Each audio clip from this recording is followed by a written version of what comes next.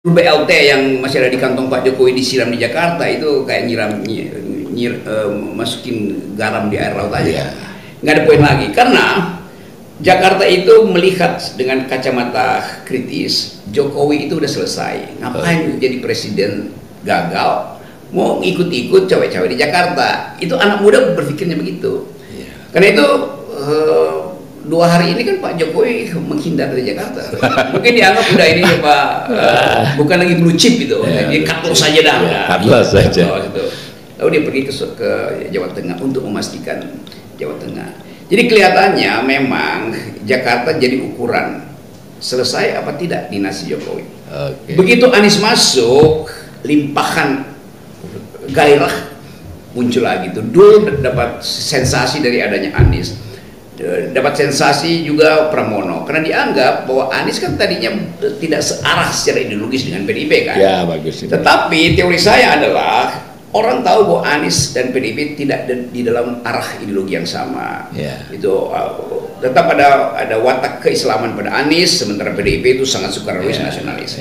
Tapi Jakarta ini orang-orang pintar yang tahu bahwa kalau kimia itu pun belum bisa disatukan, ada kimia yang mengganggu, yaitu molekul Mulyono ini kan. Jadi orang merasa bahwa lebih baik rapatkan barisan antara anak Abah dan anak-anak Bung Karno, supaya Mulyono dan anak-anak buahnya itu disingkirkan dulu kan. Karena kita tahu bahwa kalau Jakarta dimenangkan oleh gennya Mulyono ini, itu artinya kesempatan ke 2009 akan dikuasai oleh Mulyono. Nah, center of gravity-nya ada di Jakarta. Jadi saya paham dan saya ingin supaya anak-anak Abah ini ya udah pastikan bahwa yang ngomong ini anak gunung ya. Anak gunung. Saya ingin supaya anak Abah ini tahu cara berpikir itu.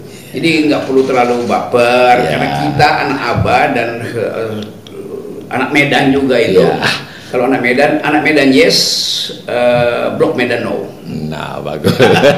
Itu pentingnya anak Abah di Jakarta mulai memahami bahwa yang diperlukan adalah demulyonoisasi. Nah, itu intinya.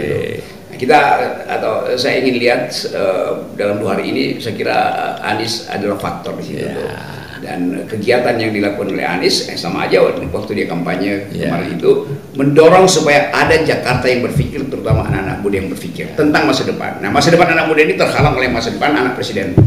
Demikian ya. Jadi buat kawan-kawan anak Abah, itu ada pendapat dari Bung Rocky, dan Bung Rocky ini udah jelas kan dari rekam jejaknya, beliau ini tidak bisa dinisbatkan pada satu kelompok atau satu figur.